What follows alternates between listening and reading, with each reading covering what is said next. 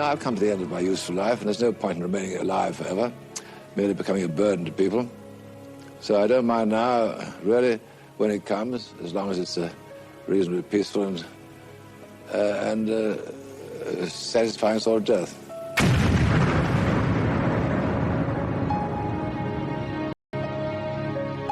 The blast was so powerful that the rubber soles were torn away from the canvas uppers of the shoes. The word that they used to use all the time, spectacular. We scored a spectacular, they would tell journalists. And it was spectacular. It was an amazing event. Maybe in many ways the Mountbatten tragedy was, in many ways, probably one of the most positive things that happened in our relationships. And that seems an extraordinary thing to say, but you know, I mean, it was the beginning of something very positive. The remains of Lord Mountbatten, his grandson and Lady Brabourne were taken to Finner Camp. Mountbatten was an old man leading an innocent life with a large number of children and grandchildren, doing no harm to anyone, quietly enjoying himself in a corner of Ireland. Why on earth should the IRA select him as a target and blow him up? These are blows inflicted on an enemy in wartime, and what does one expect?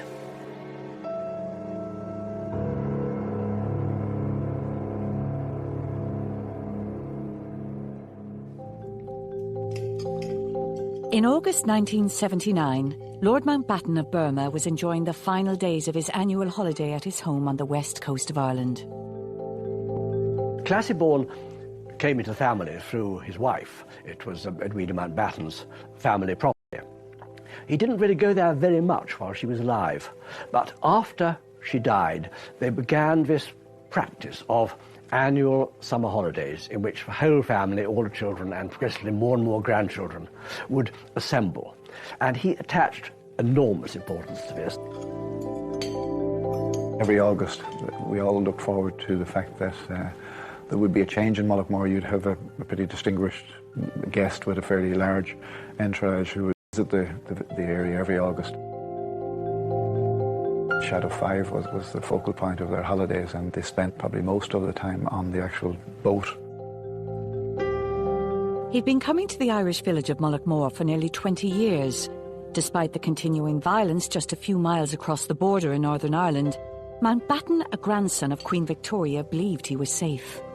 I know it was much more intense, the security, but in August 79, there was just myself and a uniformed colleague on protection duty during the daytime. Throughout the 70s, the IRA grew more sophisticated in its attacks, and it was about to launch its most audacious operation yet.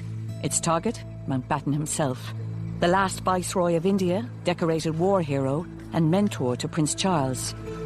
Under the cover of darkness, the terrorists had placed a 50-pound bomb onto the floorboards of Mountbatten's prized motorboat, the Shadow 5, which he kept moored in Mullaghmore. It was extremely well executed. It was easy to put a device into the boat the night before, unguarded and unattended. Lord Mountbatten was a much-loved and well-respected member of the royal family. He had served his country at the highest level, commanding the Navy in Asia during World War II and overseeing the final days of the British Empire in India. Mountbatten was a man of enormous qualities and virtues. He was also a liar, a self-glorifier, a man who, not deliberately, twisted the truth to suit his own purposes. In 1979, Mountbatten had hired a 15-year-old schoolboy from Enniskillen in Northern Ireland to help him on the boat. For Paul Maxwell, it was a dream job. I mean, he just idealised the job, really. He thought it was just fantastic. And he used to I'd steer the boat out of the harbour in the mornings and so forth, and anyone watching, our Paul steer the boat, you know.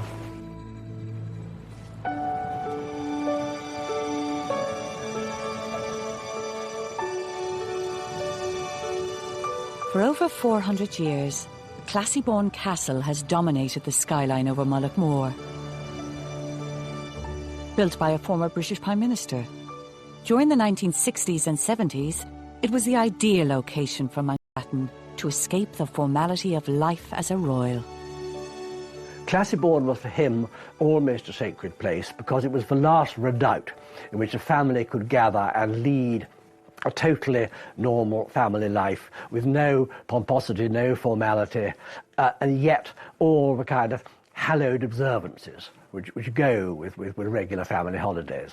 I think without his life in Classieborne, his whole existence as a family man would have been immeasurably impoverished. The visits had become so regular that by the late 70s the royal party caused little disturbance to the sleepy coastal village, and the locals welcomed the employment that came with its arrival.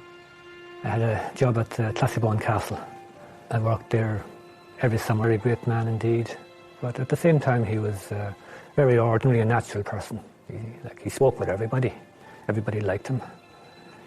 He always seemed to have people looking where he was. There was always interest in him, wherever he went. Lord Mountbatten's security was assessed by the authorities in both Dublin and London. But despite the continuing troubles in the north, neither government was aware of any specific threat and advised him he was safe to travel to County Sligo. We had no inhibition or anxiety at all because we knew that he was a very welcome visitor down there, and we were very anxious to ensure that he would always come back and welcome it. It was, after all, a family place.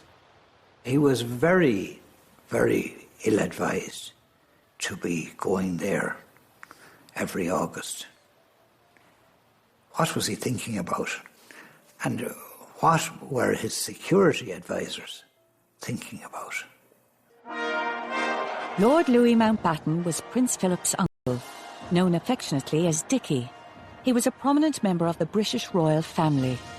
Mountbatten was a central part, almost, of the post-war royal family.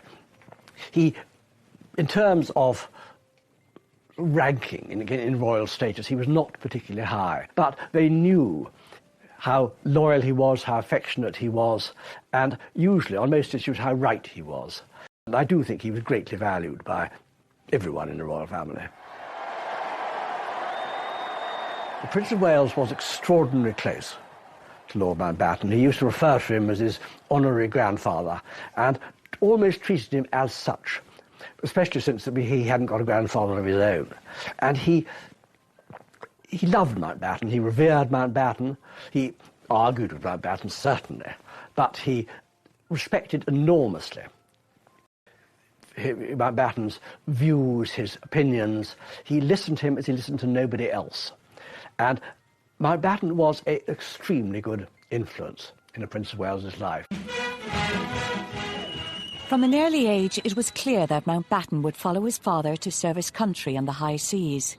He rose through the ranks, and during World War II, came to the attention of Winston Churchill, who spoke of his admiration for Mountbatten. Churchill admired courage, he admired enterprise, he admired imagination, and Mountbatten had all those in buckets. The personal high point of the war came in Singapore when he received the Japanese surrender. They needed somebody who was a bit flamboyant and who would raise the morale of what had been a rather depressed and beaten army.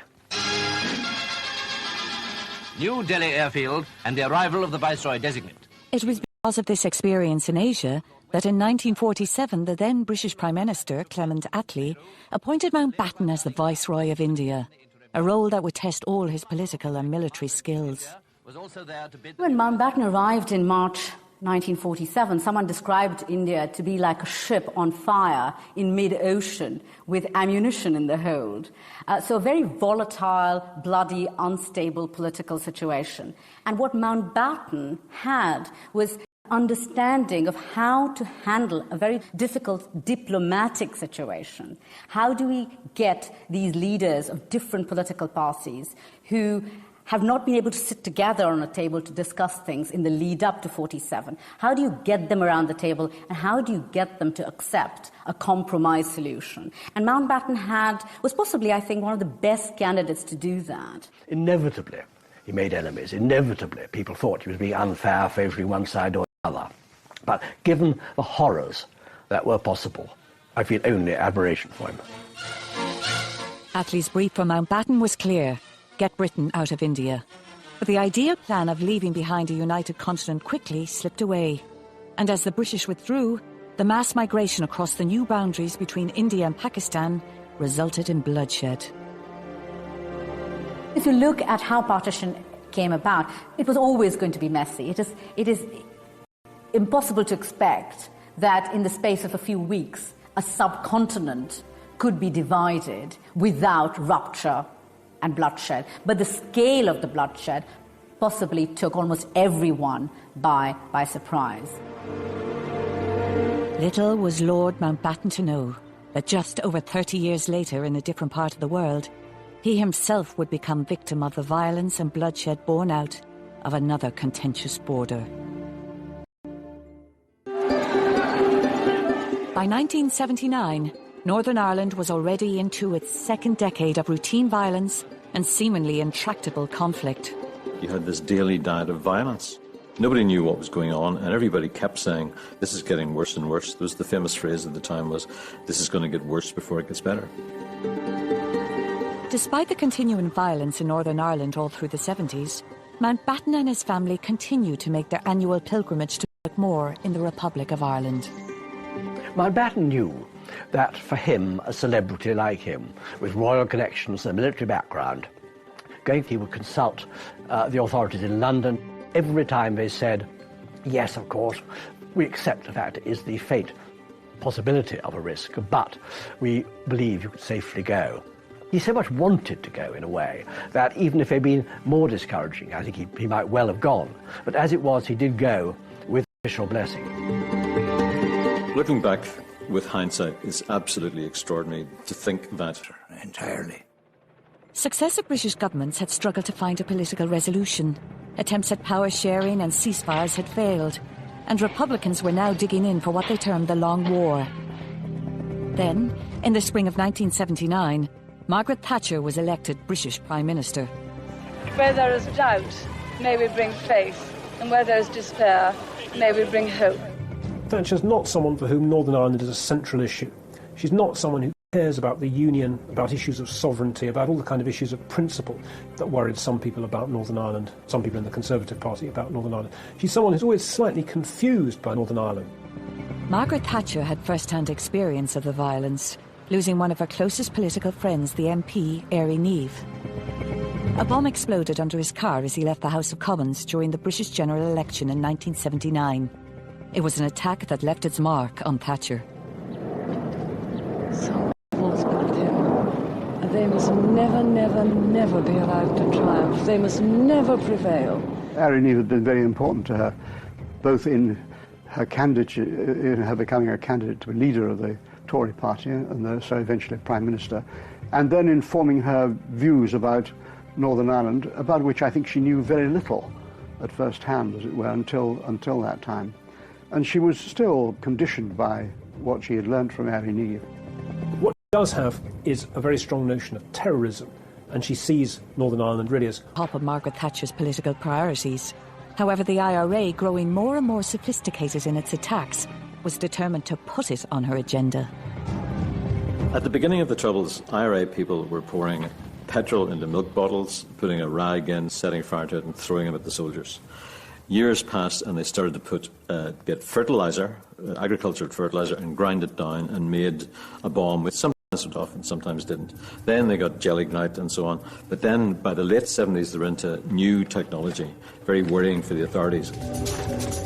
In 1979, the IRA made a technological breakthrough that breathed new life into its campaign.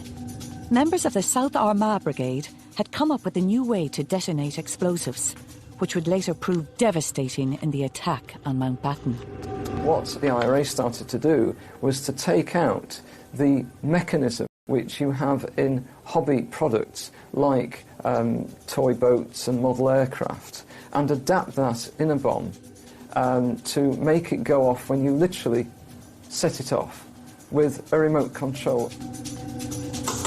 This particular method would set in train a whole new challenge for the British Army and the security forces in trying to counter what was highly skilled and highly technical way of setting a bomb off.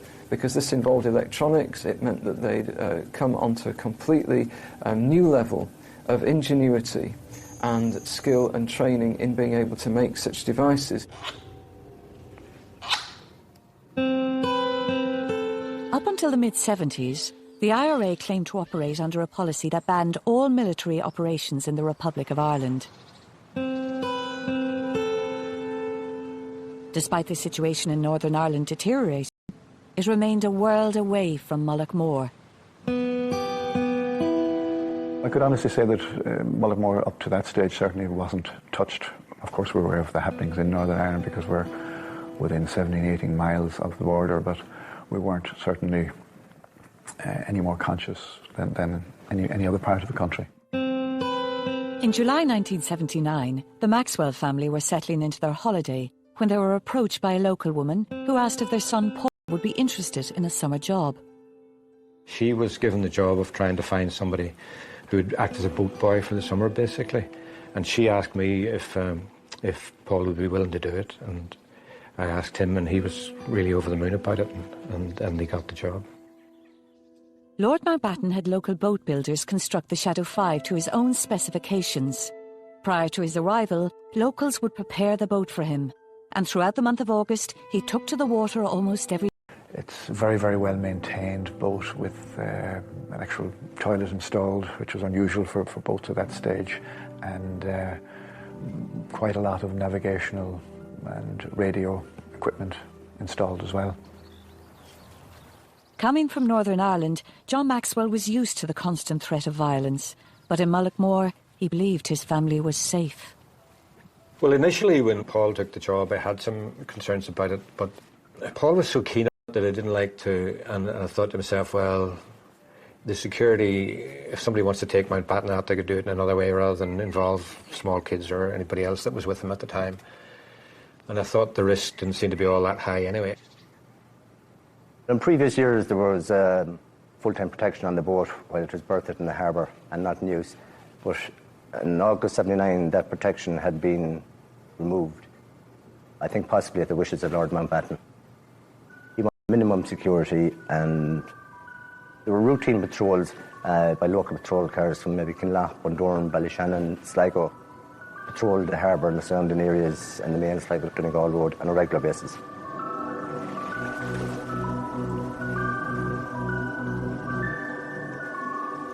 On the night of August 26th, the routine patrols failed to spot two men as they made their way out along Mullaghmore Harbour. The IRA team boarded the Shadow 5 and placed a 50-pound remote-controlled bomb onto the floorboards. This was the IRA showing the world a new frightening capability, both in terms of technology and execution. But unknown to them, their target may have had some sympathy for their cause. The attack was laden with symbolism. Here was the IRA driving the British establishment out of Ireland through military might. However, with the passing of time, it has emerged that Mountbatten himself may have shared the political aims of his own assassins.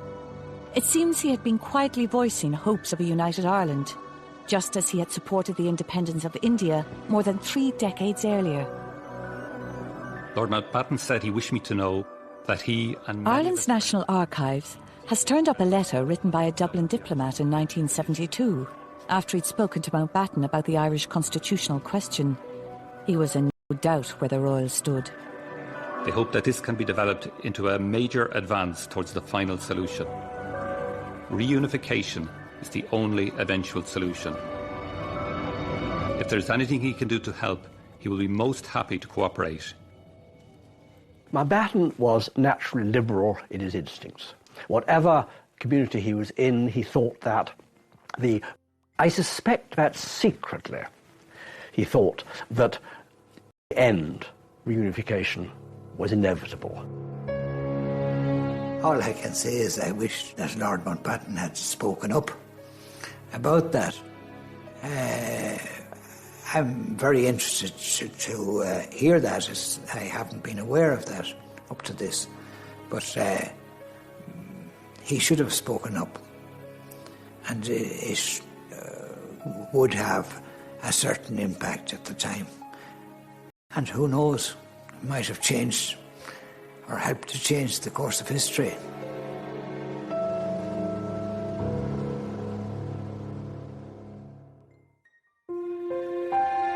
For Enniskillen teenager Paul Maxwell, the summer of 1979 had given him a dream job working as a boat boy for a member of the royal family. Lord Mountbatten, the last Viceroy of India, spent each August in Mullaghmore, County Sligo, and on the morning of August 27th, both were nearing the end of their holidays. Paul got up as usual in the morning, and we had another couple of kids staying with us at the time, and he called one of the girls a fat lump, and which really annoyed her. And then he went out and he headed across the fields up to the castle. It had been a dreadful summer. Weather-wise, it was just about as bad as you could get. And that date in August was the bank holiday weekend in the UK. And that Monday morning was an absolutely beautiful Monday. The weather was terrific. Beautiful morning. Lord Mountbatten always brought with him a large party of family and friends, and they were keen to make the most of the arrival of the good conditions. Approximately 9:30, Lord Mountbatten, after his breakfast, came out and had a brief conversation with me. He informed me that later that day, he gave no specific time, that he and his party would be going out on board Shadow 5 for a trip to examine the lobster pots. As luck would have it, I went down to collect a paper later on in the morning, and I was watching him across on the other side of the harbour, and he was in the boat. He was sort of getting it ready to go out.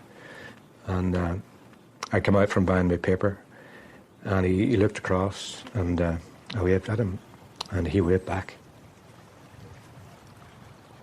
That was the last time I had any kind of contact with him. Meanwhile, back at Classiebawn Castle, preparations were underway for the trip on Shadow 5. About 11 o'clock at the party, we were in and out and loading the car with picnic basket and various items.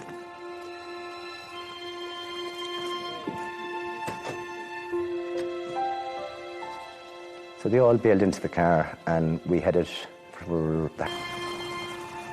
We arrived at the boat, the tide was quite low, so Lord Mountbatten being 79 years of age, an elderly man, and the Dowager Lady Patricia Brayburn was 83. I helped them down onto the boat and remained with them on the boat for a period.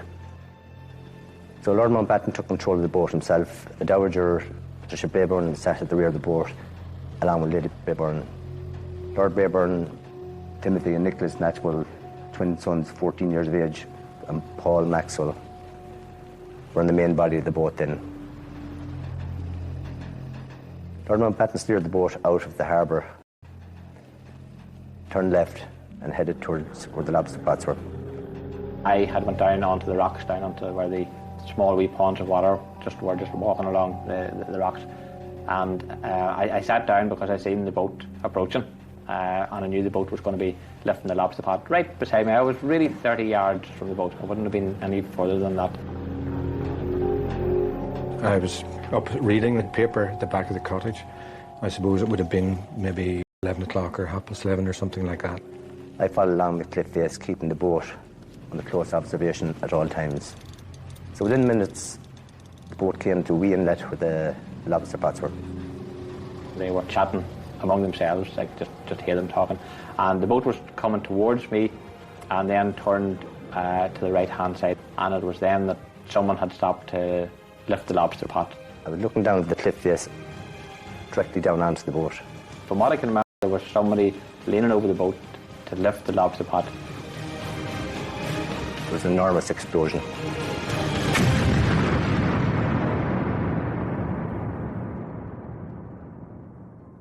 It just riz clean out of the water. It went straight up into there. It didn't spread out at all. It just went straight up. And it seemed to go up into the air for about, to me, like 5 seconds before there was another merciful explosion.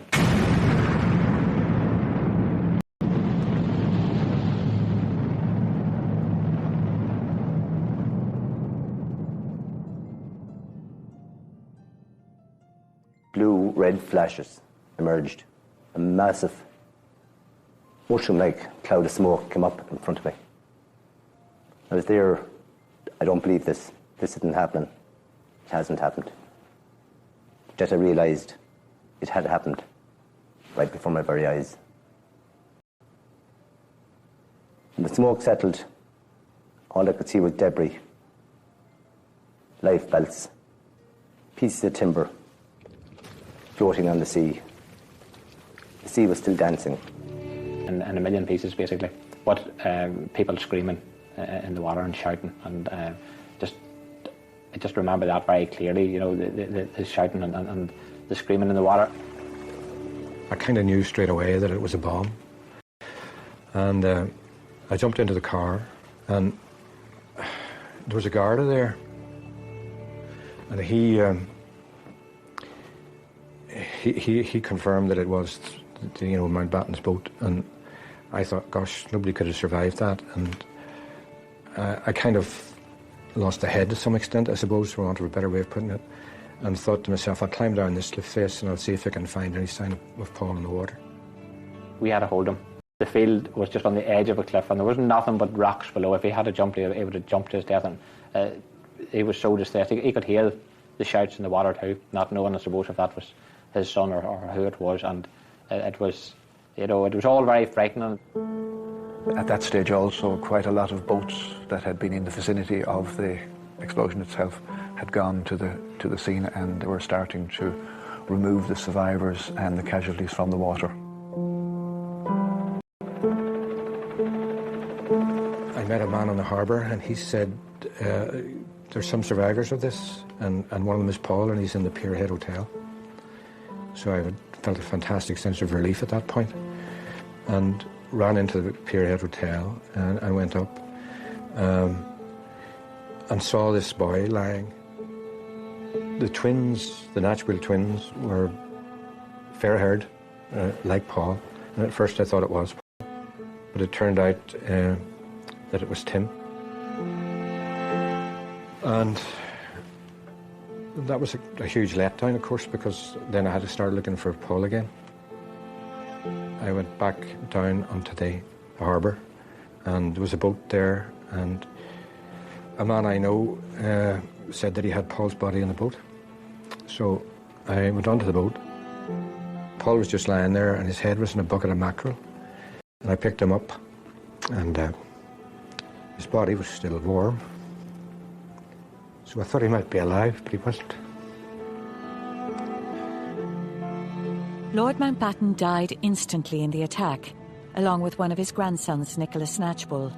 Another member of the party, Baroness Brayburn, would die the following day from her injuries. For Mountbatten, if he had gone alone, it was just about the perfect ending. He was nearly 80, he knew he was growing old, he hated growing old. He was at sea, he was doing what he loved most. He was blown up at sea by Her Majesty's enemies. The tragedy was that these other totally innocent members of his family went along with him, and that would have obviously caused him the deepest regret. The transformation from early morning Mullaghmore to midday in the afternoon couldn't have been more stark. If a bustling, thriving little holiday village, little port, to a little village that had been totally devastated, an air of doom and gloom and disbelief and shock had enveloped Mullaghmore and its visitors. Whenever people were standing around the harbour talking about it afterwards, I was down in the middle of it, and I can remember telling people I saw what happened, you know. So I suppose at 14 years of age it was a big event for me, you know, and I was saying that, you know, I had seen what had happened. How did you know that it was Lord Mountbatten's boat? Because I was down in the harbour yesterday evening and I seen his boat and I recognised it. Well, there was a green with a white cab and I just recognised it was his boat. I knew that there was only kind of his boat in the harbour. I knew it was him.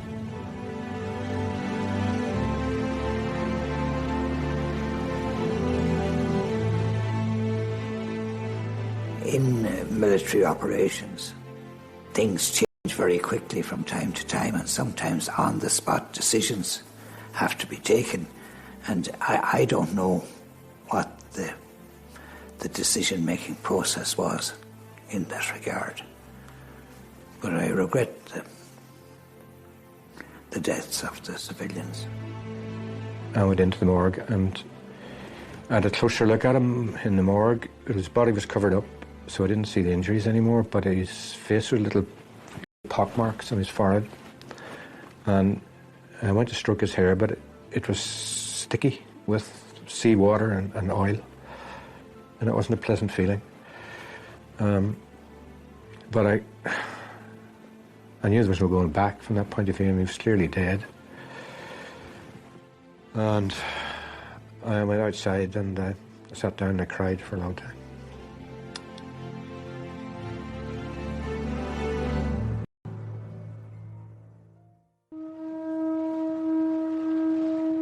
In August 1979, the IRA had struck right at the very heart of the British establishment with the killing of Lord Mountbatten of Burma while he was on holiday in Ireland.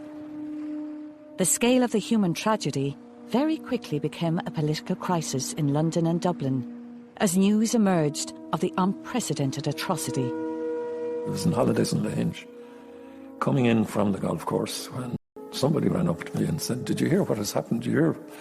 I said, "No, I haven't an idea," but I never knew. And my immediate reaction was to get back to Dublin as fast as I could. And the news was about to get a whole lot worse. 2 hours after Mountbatten, the IRA again used its remote control technology to kill 18 members of the Parachute Regiment at Warrenpoint in County Down. The attacks had been planned and executed with ruthless precision. Separately, these were two of the worst, the most awful attacks of the Troubles, with civilians and an old man dying in one attack and a lot of soldiers dying in the other.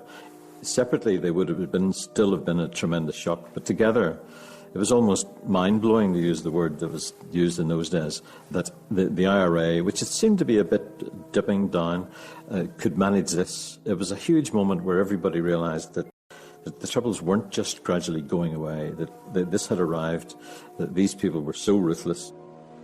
The Irish Prime Minister had cut short a holiday in Portugal and was on his way back as the rest of the cabinet met in emergency session. It was a very steamy sort of an atmosphere. The enormity of these deaths and all this violence was fairly well accepted, realised and accepted on the Irish side. Margaret Thatcher's immediate response was to fly into the north to visit the injured soldiers and to walk the streets of Belfast in an attempt to reassert her government's control. Lord Mountbatten was Britain, and Britain was Lord Mountbatten. She had to make an immediate reaction as Prime Minister, and that was designed to reassure opinion in Northern Ireland. I don't think she, at that stage, saw that much was likely to come from cooperation with the Irish government. I think she thought that the Northern Irish situation had to be dealt with by the British government in Northern Ireland, and the other developments came later. There's always a bit of the ambulance chaser about Margaret Thatcher. You know, she likes dramatic incidents with victims she can visit, and of course does go and visit the victims at Warrenpoint, and that therefore kind of fits in with the way she approaches Northern Ireland, always as a series of kind of discrete little episodes rather than as a problem to which she has some overall view. 2 weeks later, the Irish Prime Minister was in London along with several members of his cabinet for the funeral of the British Royal, murdered in their territory. I think it's an awful thing to be sad at funerals. I hope people won't cry. They must remember that all my life I've enjoyed a joke, I've enjoyed the fun of life, and I'm going to enjoy the fun of dying, and I'm only sorry I won't be there to see the fun of the funeral. Walking to the Abbey that morning, we just walked because we were early, and there were crowds of people past, and what struck me particularly was the venom. It was in this fevered mood that the Irish delegation led by Jack Lynch found themselves summoned to Downing Street immediately after the funeral, where they faced demands from Margaret Thatcher for greater cross-border cooperation and a new, tougher security regime. She was committed above all, really, to the security situation and to dealing with the terrorist situation, the IRA situation in Northern Ireland on the ground. She was anxious, of course, if there could be any assistance in doing that from the government south of the border, but not really expecting very much on that score at that time. Jack Lynch was nobody's fool. He was a very shrewd operator and very well able to handle most situations. One of the ways in which I thought we might help the Taoiseach would be to produce a document of this size which he could slip in his pocket and look at in the car on the way to the meeting, so that all the points are there. And that's the one that was used in Downing Street at that meeting in September 79. Jack Lynch opened or started at his introduction. He said, "You must appreciate, Prime Minister, that the revulsion in both countries is equal, but you are putting the blame on us. You cannot blame us because we have problems with the IRA just as you have problems. The IRA doesn't recognise our constitution. We have a problem. It's at least as big as your problem." And he continued with that argument. Somebody made the suggestion that, you know, Prime Minister, there may be a certain amount of sympathy with what the IRA are at, with their aims, not necessarily with their methods, with their aims. She became furious. She jumped up from her chair, she thumped the table and was almost about to leap over the table. "Are you condoning murder? And, you know, if this is the way you're going to, if this is your attitude, we'll finish." And Jack Lynch kind of put his hand out and told the man responsible, or he kind of said, "Look, Prime Minister, we both have the same objective. Don't continue with this sort of attitude." So she quietened down, but obviously her nerves were on edge, and the memory of all the deaths was obviously very, very live. I remember on one occasion saying, "But murder is murder is murder." Well, we didn't need to be told that. But to try to eradicate the causes of murder, in numerous meetings with her, she had a narrow focus, to say the least, rather tunnel vision. Mrs. Thatcher's reaction was actually quite measured. You obviously had the panic and the anger of the first few days, but she didn't say, "Right, let's bring in a whole new package of security measures. Let's bring in more shock troops." The Irish authorities moved quickly, and within months, IRA man Thomas McMahon, who'd been arrested on the day of the attack, was jailed for life for planting the bomb on Lord Mountbatten's boat. Forensic evidence helped convict McMahon, whose boots were found to have traces of paint from the Shadow 5 on them. We realised, we just can't react and give these fellas the right to have us all on the back foot reacting to what outrages of that nature. If we do, we'll never make progress. Never. We might as well give up the business of government and say, "OK, you guys, come on, take it over." That wasn't going to happen. Never did. The political fallout of the IRA attack ushered in a greater understanding of the Northern Ireland troubles between both governments. Only a few months into her first term as Prime Minister, and having to deal with the assassination of a prominent member of the royal family and the massacre of 18 soldiers, Mrs. Thatcher began to realise that security measures alone would not solve the situation. Meanwhile, the Irish government had to deal with the fact that the IRA was operating in its jurisdiction at a worrying new level of ruthlessness. Maybe in many ways the Mountbatten story, Mountbatten tragedy, in many ways probably one of the most positive things that happened in our relationships. And that seems an extraordinary thing to say, but it was the beginning of something very positive. Mullaghmore stands alongside many other towns and villages of Ireland, whose very names are synonymous with the death and violence inflicted during the historical period now known simply as the Troubles. By killing a member of the royal family, the IRA brought international attention to the conflict, but it also heralded a new era of partnership between the Dublin and London governments. It simply never occurred to him that anyone would attack him at sea. So knowing that, you wouldn't just be attacking him, you'd be attacking other innocent people who are out with him, you'd be attacking children, you'd be attacking women, you'd be attacking a little Irish boy who always went out with the boat. It seemed to him unthinkable. It did the IRA's cause in this country no good whatever. That evaporated. I think I was somewhat ashamed. In fact, I was. still feel a bit of that. Because we had developed a relationship. We were showing our maturity as a people. We had the confidence to engage with the British government, and not always in agreement. And then to see this happen, you'd have to feel somewhat ashamed. I did. Jack did. But I think our British counterparts understood that too. So it didn't damage our relationships at all. In fact, if anything, it would have enhanced our understanding of each other.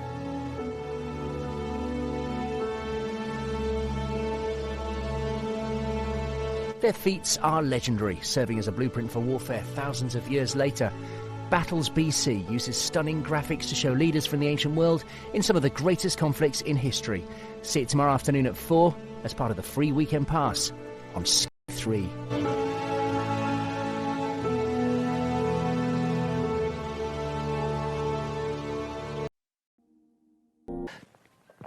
He loved Mountbatten, he revered Mountbatten, he argued with Mountbatten, certainly, but he respected enormously Mountbatten's views, his opinions. He listened to him as he listened to nobody else.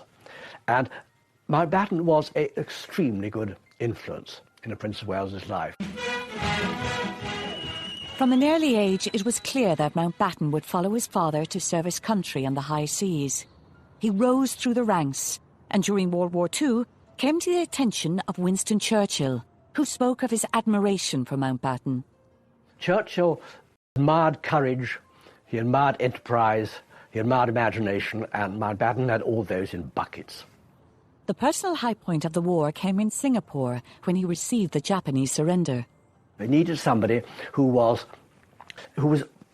a bit flamboyant and who would raise the morale of what had been a rather depressed, a beaten army. New Delhi Airfield and the arrival of the Viceroy designate. It was because of this experience in Asia that in 1947 the then British Prime Minister, Clement Attlee, appointed Mountbatten as the Viceroy of India, a role that would test all his political and military skills. When Mountbatten arrived in March 1947, someone described India to be like a ship on fire in mid-ocean with ammunition in the hold. So a very volatile, bloody, unstable political situation. And what Mountbatten had was understanding of how to handle a very difficult diplomatic situation. How do we get these leaders of different political parties who have not been able to sit together on a table to discuss things in the lead up to 47? How do you get them around the table and